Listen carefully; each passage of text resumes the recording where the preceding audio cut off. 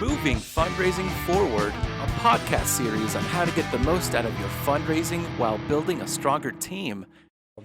Good afternoon. Hello. Good afternoon. I'd like to welcome you all here today as we have a furthering conversation around the topic of what good looks like. Robb Pike, Jay Maloney join us today in this conversation. Gentlemen, And, good to be back. It's been good a to little be back. while It's since been a the last while. time. It's been a while. You it's, still look good, and but here you we know, are. in YouTube years, Yeah. it's just been a few seconds. That's right. That's it. Right. No, so our topic today is around information and data and how do you get your hands around a topic that big? When we talk about what good looks like, that's a huge topic. Breaking that down a little further, we're talking about what does good look like when we talk about information and data in a nonprofit organization. And why is that important? And so I'm going to open this up for discussion around the idea of the different areas in which you see data segmentation or segmentation of your work being important. And how do you see this in your everyday life? When you go to the grocery store, Yep. do you break your list down into the departments that you have to go to? So you're not going back and forth between the poultry area and the vegetables and the whatever it may be. Some people do that. I'm more of a live on the edge kind of person. Free We'll flow just through the We'll move Trader the cart Joe's. through. But that works in a grocery store. That doesn't work with large sums of data Yeah. Yes. to kind of, and I've seen where people kind of take in the shopping cart and they're like, oh, got a gift. Let's put XYZ on that one. Oh, got another gift. Let's put 1, 2, 4, 6 on that one. And we're moving through. And then someone gets to the end of it, they're trying to bag it and organize it. And it's like, I'm putting soap in with the meat. Doesn't work. So when we talk about data segmentation, any examples you may think of that you've seen in real life where it would be more advantageous to have? I think, the supermarket thing is actually a pretty darn good image. They organize themselves on the stuff they want to sell. And they put stuff in places where the most sellable things are at eye level versus the ones down by your feet, which are on the discount, right? And then when we go there, we don't go there often. You go shopping every now and then, and you know what you want. But number 2 or whatever the number would be here, we don't know how they're organized. We don't know how they're organized. And number 2, we don't know exactly what it is we want because we don't know where it is. So we hunt and we hunt.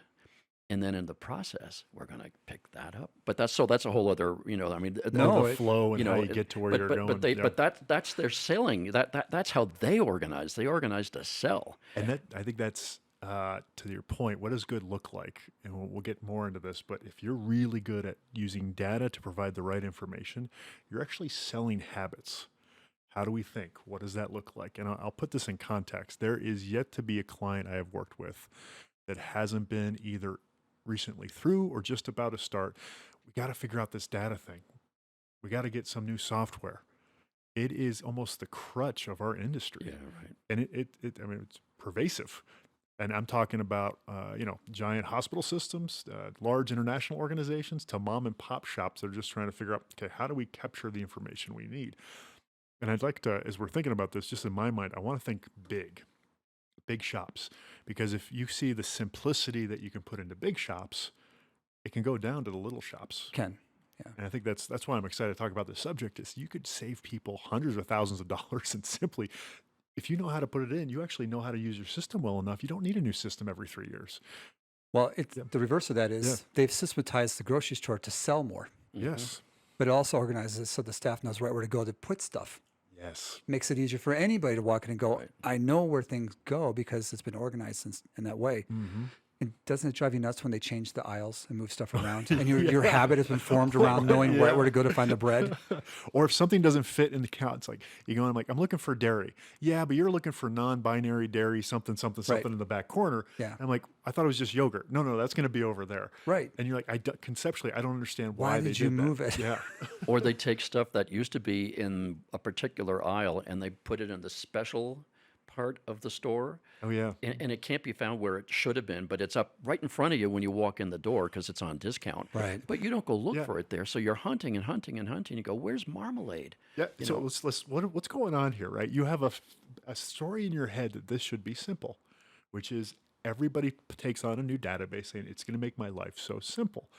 And what happens is you start diving into it and you realize, one, somebody set it up and it's not so simple. And two, I start getting frustrated so fast, I'm actually not going to do the things it takes to do my job. And I see this over and over again. Well, I'm just not going to pull that report to find the right prospects because I don't know how to do it. And then you do it for them. And all of a sudden you're like, there's $50,000 here worth of prospects you could talk to tomorrow. So getting people in a mindset that you're actually working with the data and information, first, you're not going to go hungry. And then you're not going to get in trouble when you go home and don't have all the supplies after going grocery shopping. Yeah, and I think to your point too, there's a couple things we could peel the onion back on. Yeah, Let's there's a go lot back of to our peeling produce here. conversation. Yeah. Right. Not to slip on any bananas, but along the way. But the data and information, I think yeah. they're, to have a conversation about what's data and what's information. Data is how you collect and store things and you organize things. Information is what you want to provide from that. Facts. It's the facts. It's yeah. So that's the thing. That's the liberating side of the house. With good data, you can provide better information to be able to free people to do other things. So And can we pause around that? I think this is an important thing. And I want you to share it because you've kind of taught me the difference, right? Data it's almost arbitrary dumping of things into a pot. But when you pull them out, they actually provide information for decision making. Right. And how do you think about that when you're building a team? One of the things that you're talking about is how do we organize our information? No, how do we organize our data Yep. so that it can become information? And if we have not organized our data thoughtfully ahead of time so that we have some flexibility when we go looking for things, it can be sorted in this way or in that way. Gathering the data is one thing, but organizing it orderly in a way that it can be useful at many levels by other people, it's not that hard a decision, but it requires technical skill and experience to know how should it be organized. And usually it should be organized by people who've been trying to organize data many times. That they've been around the block and they know where the dead ends are and they know where things can be opened up. And that's an experience question, but organizing your data, and Jim, you've been talking about the library model. Yeah. That's exactly what's important here. Yeah. So to that one, interesting, 'cause you brought something up about the CEO. And I think that a lot of organizations, it would be like broad, like to say the statement, but a lot of organizations, I think, want to invest in the people. So if I'm in healthcare, I'm invested in the clinical side. If I am working in an amusement park, I'm invested in the people because that's where the experiences are. That's where I'm making the sales. People are meeting clients, and what I'm getting at is that people don't see the systems as an investment. Right. And that is an investment. And so a good example of that would be to your brought up the Dewey Decimal System and within libraries.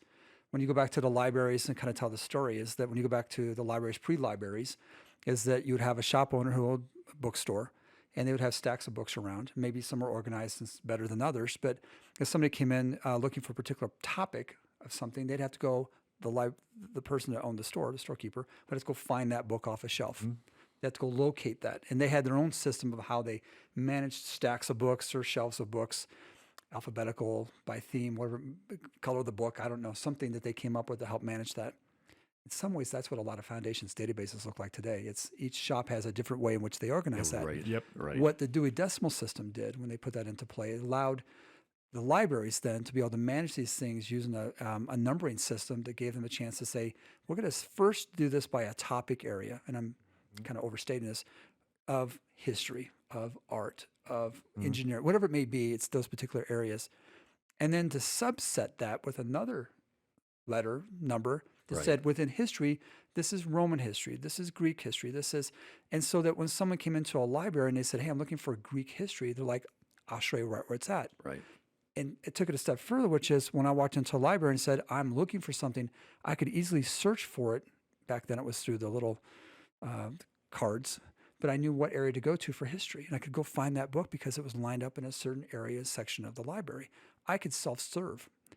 When you think about how that translates to the foundations, it's that it organized all that data and provided information for people to go find very easily on their own. And it was replicatable across large, not just one library, but all the libraries. And what's cool about that is that System.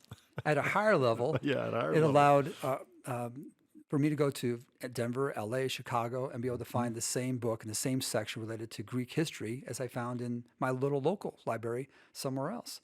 To me, that was the genius of it, I think, is that then what it did was this new material comes into the door and you're trying to find some place to put it. You go, oh, it's right here. It goes into history. Oh, it's related to Greek history. That's where it goes. It's kind of reserved, and we can talk more about that later. But the flip side of that, so it allowed anybody to be able to use this system in any one of the locations, managing it, managing the data side of it, to provide information to people to be able to do something with that, right? It liberated them.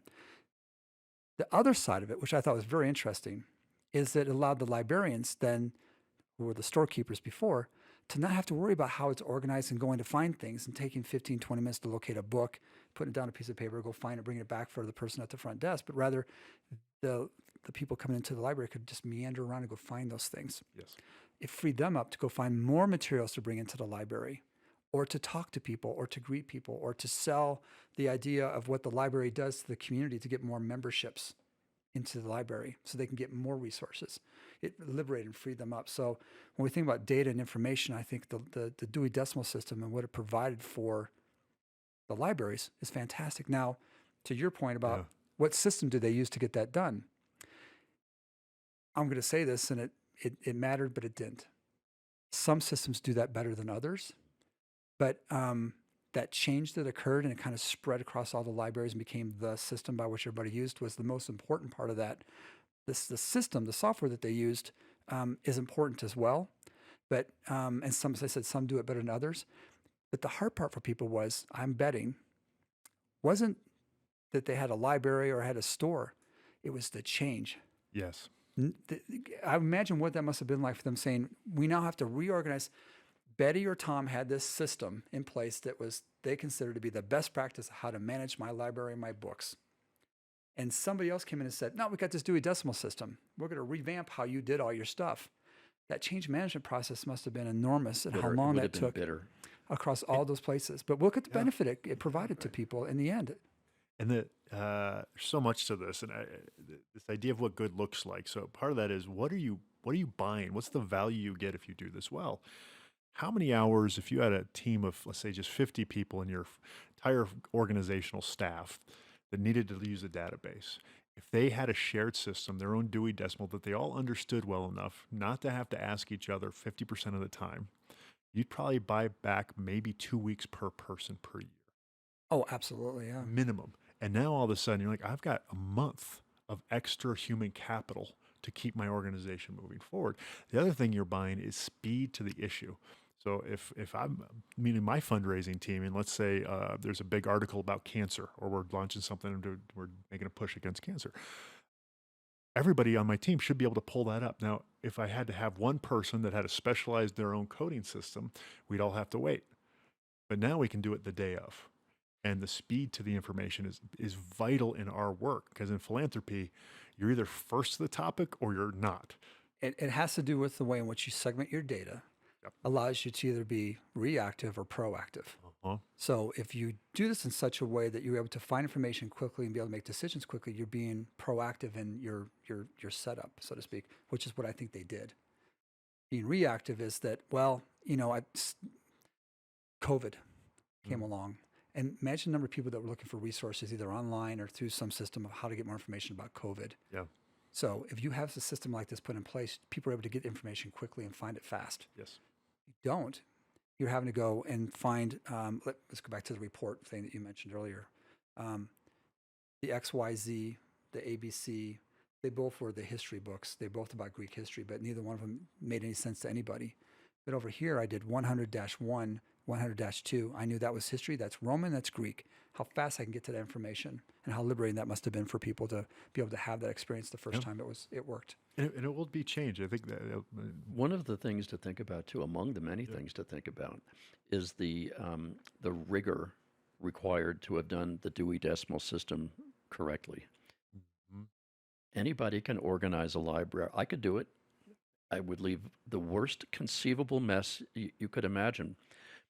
The system that you were speaking of earlier is a person who personally knew where all the books were where all the information was, because that person had been there long enough to have internalized and understood the way the building was organized. And I don't want to be, I'm laughing because I just talked to someone the other day. They were, they for some reason, they decided to make 3 different entries of the same gift for a person, which is probably more common than people realize. And what happened then was nobody decided if it was a real gift or not. So the person never got thanked. Or thanked 3 times. Or thanked 3 times, which Or 2 and a is half. better than no thanks, Right, but still, right. it's like about as clumsy as you get. And I'm not a data person. This is you and your team. This is really your area of expertise. But when I work with someone that's doing data, my end goal is, how does this data create the information needed for my team to make smart decisions quickly? And that's really what we're buying. So I'm glad we have great data, but if I'm the head of fundraising, I'm like, how does this actually get us to take action, to get out the door and engage people, either in writing, email, or face-to-face around, can you help us? I think something you mentioned earlier, which was that, we go back to the data piece, Yeah. is continuity. When you invest in people, which is what I was talking about earlier, investing in people, you would have been investing more into the librarians than you would into the Dewey Decimal System. Right, that's right. It took some time, effort, and probably some investment to develop that system. But look at what it's done to allow the freedom for these librarians now to be able to go off and do other work, Yep. and for the clientele that comes in to be able to use that system. Translate that to that investment that I see in nonprofits and their data systems, is that it's kind of sometimes the thing that kind of gets to the back burner. And I go to this thing about looking at rings on a tree. When you go in and you look at the data, you can see where it originally started at. And over the years, Yeah. the iterations of people that have come through are each of the individual rings on the tree. So here's John started the foundation's data system. He might have been a gift officer, and he was managing the system, Yeah. and he was managing marketing and public relations. And then it grew enough that they brought in Jane, but Jane didn't quite understand how the previous person did their work. So she invented a system, Yeah. and it worked for a while. So you get another ring in the tree. And then Jane got an opportunity to move up somewhere else. And so here comes Tom. Tom built his own system because they understand quite what the previous 2 people did. Right. And these rings in this tree keep growing. And so, which is good for those people who were able to move up Yeah. Yeah. and move into other things, and that they tracked something. Yeah. But God forbid that Susie comes into the organization 10 years later and looks at all those rings in that tree and goes back and says, hey, I want to know all the people who have given $10, a year for 10 years. And there are 9 places where that can be found. Yes. And I need you to exclude this group, and this group, because we don't want to have people below or above a certain age, or we don't want to have, whatever it may be. Yeah. We want to have that done. And they're trying to figure out how to gather all the data points together. The piece around the investment in the technology and the systems and the software allows you, if you mentioned, put enough time and effort into it initially, an investment of time to design it properly, is you'll provide something that has continuity, like the Dewey Decimal System, that will last hundreds of years. Do you know how old the Dewey Decimal System is? Yeah. It goes back to the late 1800s, but it's still in effect today. That's, to me, it's like, imagine you're a large health system, and you can bring something like that, the power of that into being. And then furthermore, to say, now we're going to use this to help propel our development staff to do a better job of getting more information in their hands so they can raise more funds, more sales, so to speak. It all goes back to that grocery store piece around. They invested some time in how they're organizing their grocery store Yeah. to make your experience as a customer much more pleasant, Yeah. and also theirs. Yep. I've known you for probably 40 years, right? We've worked together for about 40 years. Yeah, I was a crossing guard. He's a nice guy. He's a nice guy. It's a good hire. So when this goes back, we were talking a little bit about what happens when you start to turn a little gray and you realize that, you're no longer the youngest person in the room, and you're talking to the younger people in the room, and you go, my goodness, how did that happen? So we got all that out of the way. So, we got that little bit of conversational humor out of the way. But one of the things, though, this is real specific to your rings on the tree, is that for 40 years, you began your work thinking through these kinds of things in terms of categorizing information, categorizing data into information in a small place. and put an awful lot of work into making it sensible. But over time, those small places became a number of different places. And because I've worked with you, so I kind of know the process. Among those things, what you've discovered is that in almost every place where you had been responsible to bring a uniformity of information when systems were being built, is that every place had a different name for certain things that were always the same thing, but they were given different names. And they became comfortable with those names. They became comfortable with the bollathon. That was the way they internalized their work. Because of your experience over 40 years, you understood how to categorize those things as opposed to simply rename them. Because if you had only renamed them, you would now have 61 things that are pretty much the same thing, only you've offended everybody because they don't think like that. Those are the books on the shelves, right? Right. Those are the Authors and titles. Those are authors and Yeah. titles, right? So among the things that you've learned over time, and it's through iterative learning, it's not just having sat down and thought deep and been real smart and made it happen, but it was iterative experience in which the categorization of these authors and titles had commonality to them. The authors and titles could retain their name, but they were always in the same place. And that's one of the difficulties, I think, when systems begin to grow, is what they try to do is number one, is they throw hand grenades into each of the institutions and they make them retitle their books. And you go, no, so now you have cultural resistance going on, and you're probably wrong. But the thing then is that, and then, what you've done is that you've trained your staff on how to understand where these categories are.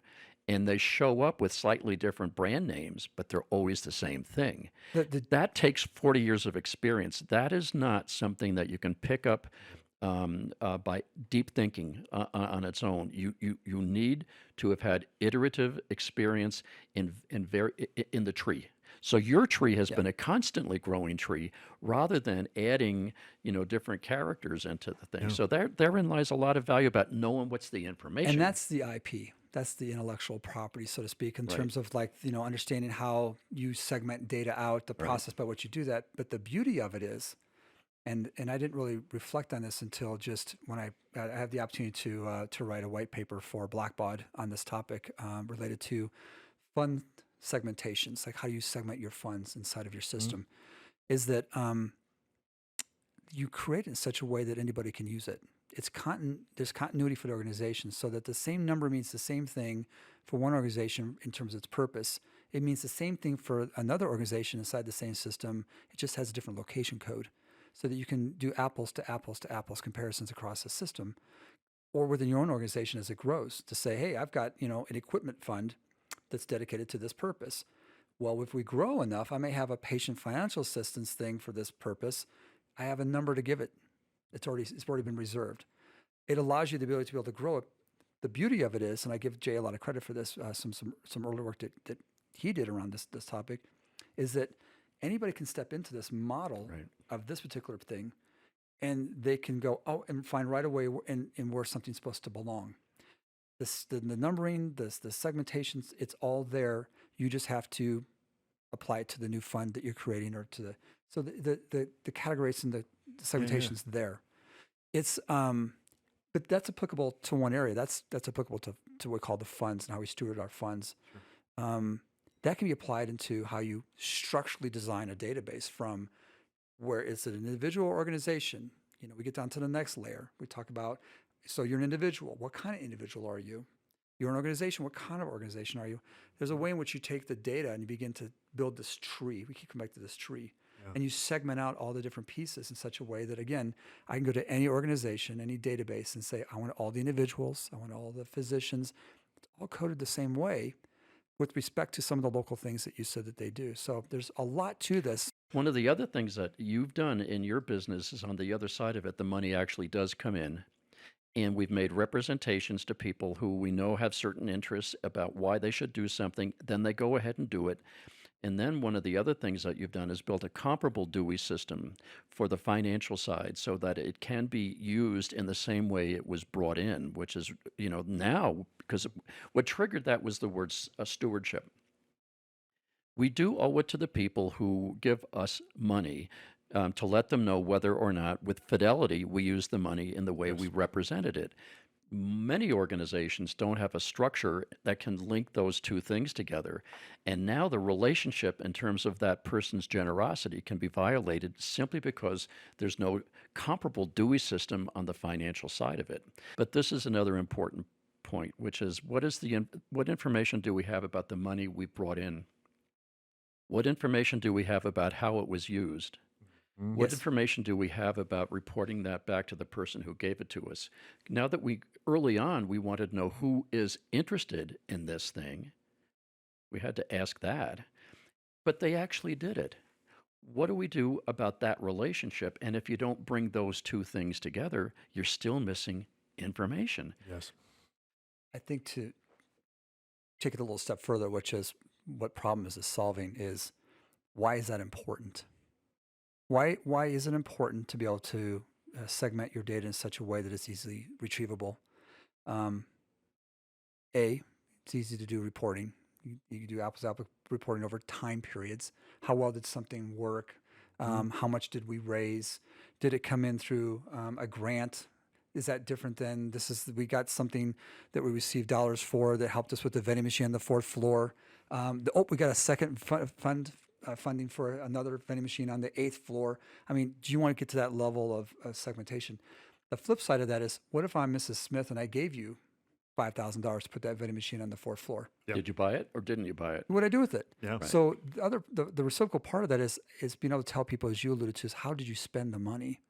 And to me, we were talking about this before, that's one of the most important things in raising more money is if I go out and I talk to you about, we really need to have that vending machine on the 4th floor because it's helping children who are there for some treatment that they're receiving. It gives them something to go down the hallway and spend a few minutes grabbing something and coming back. It's just something fun they can do. You're going to make people's day. I'm being, oversimplifying this, but then to go out and tell Mrs. Smith, this is what we did. And 15 kids utilized that machine the first day. It may seem small to most people, but to her, she made those kids' day. I'll bet Mrs. Smith wants to do that again. Yeah. Because you told her how it was spent. Now, if I'm tracking this information in my own way, I probably might be able to figure out a way to do this. What we're talking about is be able to do this and to replicate it over and over and over again so that you don't have to even think about how it's being managed. You just get the answer and go out and visit Mrs. Smith. Let me, I can't agree with that more. What good looks like. So if I am going out and I'm the CEO and I'm at a point where I'm hiring a new data person or information system person, what are the things that I'm looking for and not looking for, and how they're approaching onboarding themselves and actually helping? So I think that's a really good question. And I go back to something that we talked about, in terms of what the why piece of it. A is, have they ever worked in a nonprofit before? Have they ever made a donation before? I think because here's why I'm saying that is if I've made the Boy Scouts or Girl Scouts came by and they knocked on my door, or I saw them announce at the grocery store and they've got those wonderful little cookies that you want to get, right? Wonderful cookies. They came up and you bought those and say, hey, keep the change kind of thing. And they said, thank you. You know what that's like. And you know that those kids are going to use that to go do more good things that they do, that the Boy Scouts, Girl Scouts, to maybe go on a trip somewhere, something like that. I know what it's going to be used for. If I'm a data person, if I understand that relationship between what I'm putting into my system that I don't quite see, I've never made the ask, I don't get to go say the thank you. If I understand what that means to people, to me, that's one of the most important characteristics in somebody is that they care enough about stewarding the data side of the house to be able to think about, how do I do this so that it provides proper stewardship of those funds for the people that entrust us with those gifts in the first place? Because we go back to your thing about what is the difference between our grocery store example and our foundations. Grocery store is a transactional relationship. Foundation's built on trust. That I'm going to use those dollars. So if somebody understands that piece of it because they've had that experience, that's the first thing I'm looking for in somebody. Second thing is, do they have kind of that logical mindset being able to take things and break them down into pieces and do some of the things we're talking about here. I mean, you have to have a little bit of that understanding as well. I would say I've seen it done twice, and it was very harming. You can get people that are very good technically, and they actually hold the data hostage as a point of authority and control. That's the librarian person. The librarian that won't give The Dewey Decimal. librarian knows where every book is, and But their It's intent actually is the power. storekeeper. It's The the storekeeper. It's Yeah. prior to the librarian, because Right, I think it goes back even further to Yeah. where it's only when I walk into a particular place, you've hired somebody to help manage all the books on the shelves, and they keep collecting more books on how to find, falcon feathers in the woods. Yeah. Nobody's asking for that, but they're keeping books of that because that interests them. They're keeping stacks of that stuff there. Along comes this Dewey Decimal System. They realize, hey, let's begin to organize all this stuff together. And these are the things that work. These are things that people are coming in and checking out. They're more interested in the Greek history than they are in the fallen feathers. Yeah, we I'm can keep thinking 2 that. of those books. We We keep don't 2 need of those, yeah. 150 of We them. don't have 150 of them. So when they go out and the librarian now goes out and they're looking for resources, they realized I can now do reports. I can now compare what are people coming into the library to look for. And they can go back out and they can find more of that material. And, Yeah. you know what I mean? We sent out So you don't have 1,000 that ability emails last before. week. Yeah. The 3 that were most effective were these 4. So now that's the flip side of that. Yeah. So now we were talking about funds because that has to do with the donor stewardship side of the house. And I think how important that is to raise more dollars. If you can properly steward that and segment your data in such a way that you can find it easily, it can grow, and it can accommodate those personalized programs that are out there that are just called something different. They still fit into the same kind of box. That's tremendous. The other flip side of that is how do we raise the dollars, Right. which is the appeals that we send out. And when you can segment that as well into what we call the different divisions of fundraising, which I'm sure you probably think about every night in your sleep. The acquisition, the renewal, the major giving. You keep going down through that list of things. It's almost like building your pyramid. If you think about the pyramid in fundraising, it's almost that pyramid. You break things into those divisions, and then you begin to segment out, okay, so we're doing acquisition. What type of acquisition is this? You're doing annual giving. What type of annual giving is this? We begin to break those pieces out. And the intention of that is, how many people came into the library? We had 50 people come into the library, only 2 people checked it out. Well, maybe it's because when they came in, they were looking for something we didn't have. That didn't work. Whatever it was, it didn't work. The next time we send an invitation out or something like that, or a mailing out, we sent it to 75 people. I think 75 people came into the library. 25 checked out books. Well, there's something about that next group that came in that was prompted them to do something. That's the same thing with the appeal codes, which is we can test things, we can do things. If we just call it ABC and 1, 2, 4, it's really hard to correlate those things together. Yeah, I'm going to follow up with that to say the last thing I think if you can, and it's really hard because this experience usually leads to most of this, is there's one other characteristic I would test for. Can they lead me?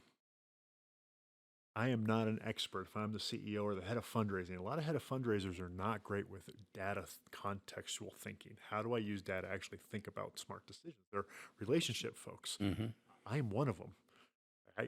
That's all great, but I actually don't know how to lead this. So finding someone that's prepared and ready to dialogue. And leadership is not always my way or the highway. It's simply saying, hey, if you're asking me, here's probably a better way to do this. If you're asking me, here's a way you should look at this. I think you can get more results. And more in this profession, especially the more data you have, the position of they need to lead. Part of that leadership is policing. The best heads of data I've seen, like they would walk into my office the minute I didn't put the data in the right way. And they wouldn't be angry. They'd be like, hey, remember that we do it this way? Oh, yeah. And I'd go and change it because I'm not thinking in the same world. I'm an out the door guy. You're hitting on another. Yeah. We can go on to this. This is a big We one. have a brand new conversation going on now, and it's a version of build or buy. One thing that you may need in your position as an executive, do you want to hire someone with whom? Do you want to hire someone who understands that? Do you want to put them on your staff, or do you want to have access to them at a certain price of some sort? One you can build. In other words, you bring them in. You go through all of that. If you know how to build them. If you know how to build, Yeah.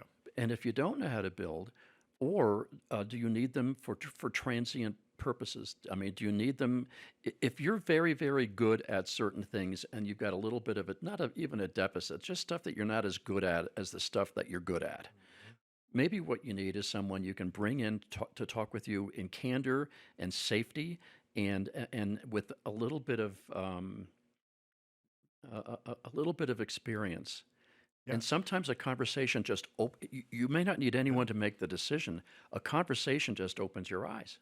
Now your role as an executive is being That brings up. enriched. Do you see a lot of people investing in leadership and support coaching for data folks? Now, have I seen it to where groups that we work with have done that? A lot of times we have to bring forth the issues that are arising because there isn't, i.e., data segmentation or investment in data taking place, whether it's the resources that they have in terms of the people that are doing the data management, or it's the data management systems themselves. So, which those are whole other conversations, but just the investment just wasn't there. And then you can see, as I said, begin to get those rings in the tree, and you realize when you show somebody their tree Yeah. and all the rings on it and what we cannot do for them, that's where they're like, well, now we need to talk about that. Unfortunately, it's almost like, not getting the fire department until a couple of houses have burned down. Yeah. And you're like, yeah, I think it's time to invest in the fire department now. Yeah, I think that's probably a good why, idea. If you're going to invest in the tech and invest in the people leading it, I think that's part of the misfortune. And again, I've worked with 1,000 organizations now. If one, maybe 9 out of 10 is in the process of buying a new system or replacing their old system because they're frustrated with the data, and it's not about the system. That's a very good point. It's about the leadership of the system, Yeah. and so we're always losing about time that. and money. It's always about that. It's just we don't invest in it early. There's a little bit of this too, which is I may go to a conference and I see a new system and the bling that it provides, and I'm like, I like that. Oh yeah, Bling is Therefore, I'm nice. going to bring I it like back Bling. and we're going to implement that. Uh-huh. And it goes to a little bit what you talked about with the acquisition efforts. I do remember that some of the things that were most successful for us back when we did a lot of those mailings was things that looked like a hospital statement. Right. Very basic, very easy to look at, very easy to produce. Yeah. And I noticed where performance began to lag in some of those direct mail pieces was where we had foundation leadership that was just tired of looking at that.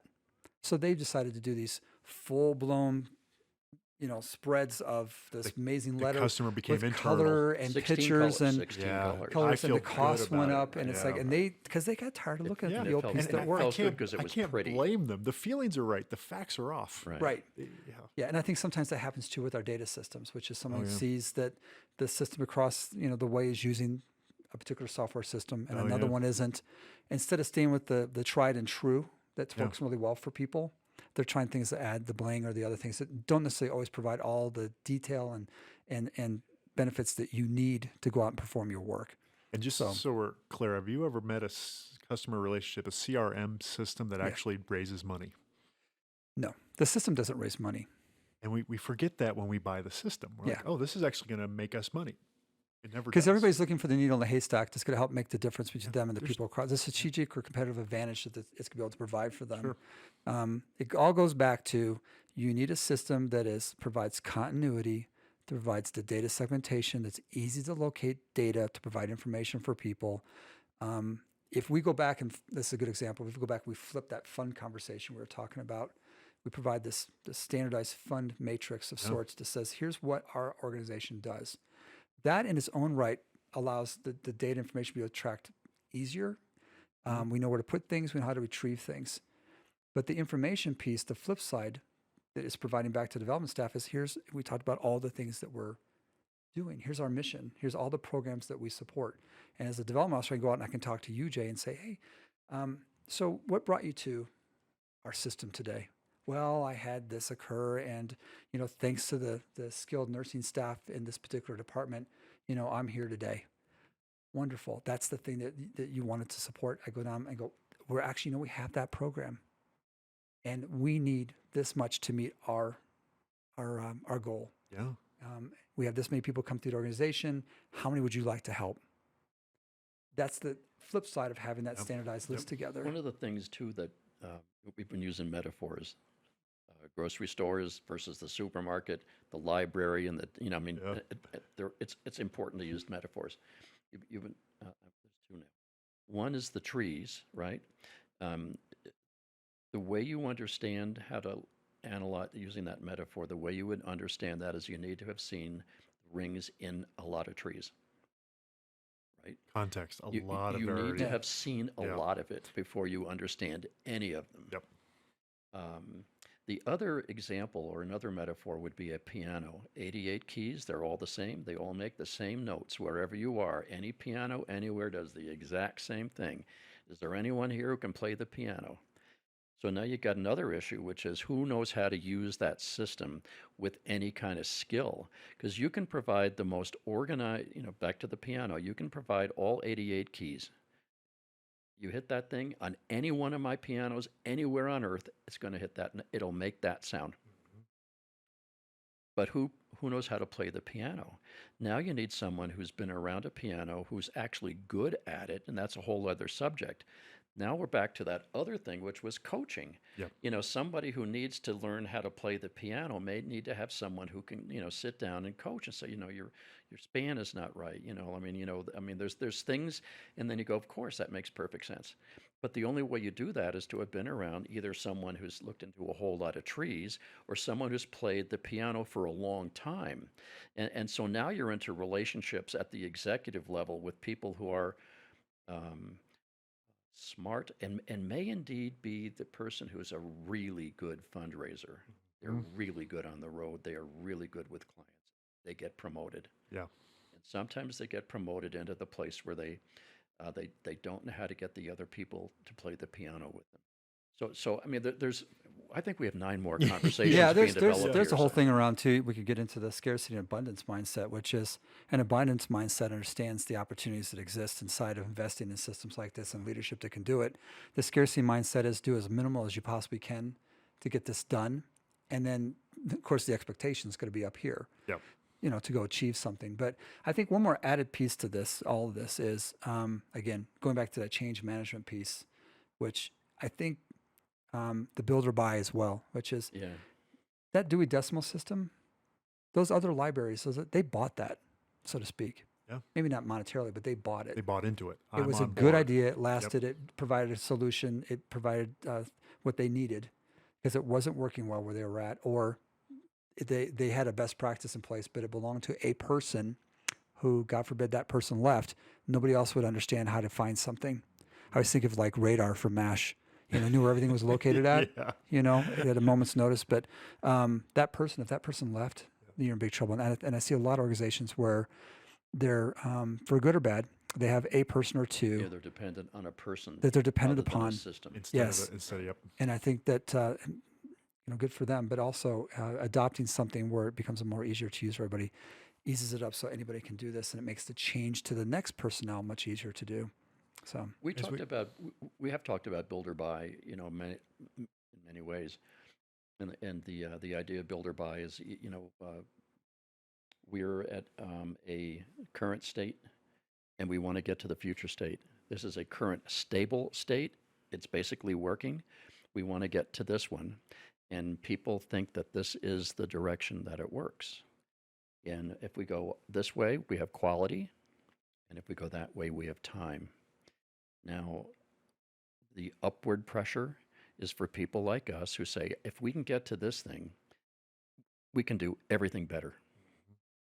The downward pressure is people, I've been through this before. I've seen them do this. I know how to wait them out.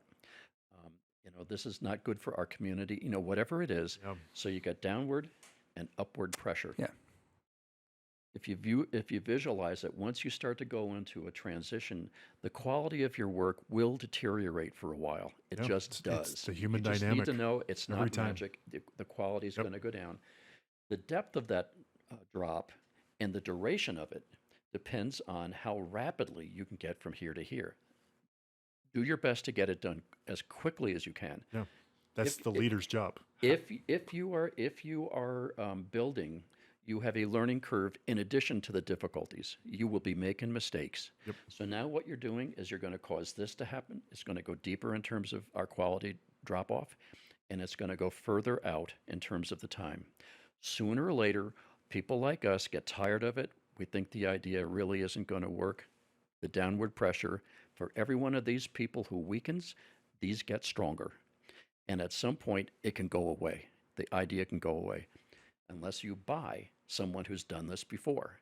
I mean, all of this is going to happen. You can shrink the duration, and you can mitigate the loss of quality if you have people who know what they're doing. That costs you money versus time, and so that's the build or buy dilemma. I think we'll wrap this one up kind of on that, and everybody give their last 2 cents. And I'm just going to put mine on top of you. I did not think this coming into this conversation today, but if I were coaching, leading an organization, any change management, you try to get some thoughts and coaching around. But I think the after realizing how much time and money spent on redoing this, I've seen in organizations year after year, buy someone that can get you to the other side and help you think that through. Or and rent. coach those Or rent. Yeah, rent. You build or buy, right? Contract. I think right. it's a combination Right, because right, if you right. hire the right outside consultant, There you coach, whatever it is, they know that they're going to have to invest in the right people because they're going to leave. And so if it's a partnership around, not only are we teaching you, not only we build it, but not only consulting you how to build it, and we're going to get you to that place, we're going to try to do it in such a way that when we go, you're going to be smarter and better at it than you would have been without us. So we're not leaving you just alone, which, and you got to test for this. There's a lot of consultants that do this, but you have to find not only the consultant, but the coach. I'm going to follow up on something you said as well, which I was thinking about. It has to do with the piano. Mm. Imagine if somebody had made one backwards and that was their best practice. Their homemade piano. And they were used to playing the piano backwards and didn't Yeah. want to change it to the way it is now. But imagine that somebody comes along and says, we built it a certain way. It's in tune. It sounds wonderful. But then I can't play that piano. But what I'm going to do is now I'm going to let you loose to go learn how to play it. It takes them years. Or I bring somebody in, and I'm not trying to promote the coding people, but you bring somebody in and go, I'm going to get you from point A to point B. Yeah. And I'm sure that happened to Billy Joel, Elton John. I'm sure Yeah. there's a lot of people you can name out Yeah. there that had somebody who showed them how to use They coached the them through it. standardized They piano, coached so to them through speak. it. And then to go make music and make lots of money. Yeah. And they got there much quicker than they would have had they done it all on their own. I'm sure there's a lot of self-taught people out there. I don't want to take that away. Yeah. But that opportunity to be able to have somebody sit down and say, this is how you do it. This is what I've learned, and pass that along. Sold. And I think what we're getting to, or what we've done, or maybe we passed through it 10 minutes ago, is the value of wisdom and experience in the realm of data and information. Yes. That's kind of maybe where the special sauce is, and having when you're building your information system, know what your data should be, organize the data, and then at some point add some wisdom and experience in building that system, because there's lessons to be learned that you don't need to learn. And do you want to bring those people in as your staff? Yep. Or do you want to have them come visit you for a while and be your coach? I want to add one more quick thing, if I may, and that is investment in people is extremely important, and we see that all across a lot of our health care foundations and our cause-based foundations. But investment in your systems is doubly so, because it's what's going to be there when the people are gone, Right, and they move on to other things. It's Do still people going to come be in? there. Will the system help them or not? Yeah, Right. and they need to make that investment. I think that's very important. So, as always, if you have questions or suggestions for us, please write to us at info@movingfundraisingforward.com. Because every question's important. Every question is important. So, thank you very much. Thank you, gentlemen. Thank you. See you next time. For more information or to send your questions and suggestions, please email us at info@movingfundraisingforward.com. This podcast is brought to you by Cause and Solution Inc. and Peak Coaching and Training Solutions. And as always, thank you for listening.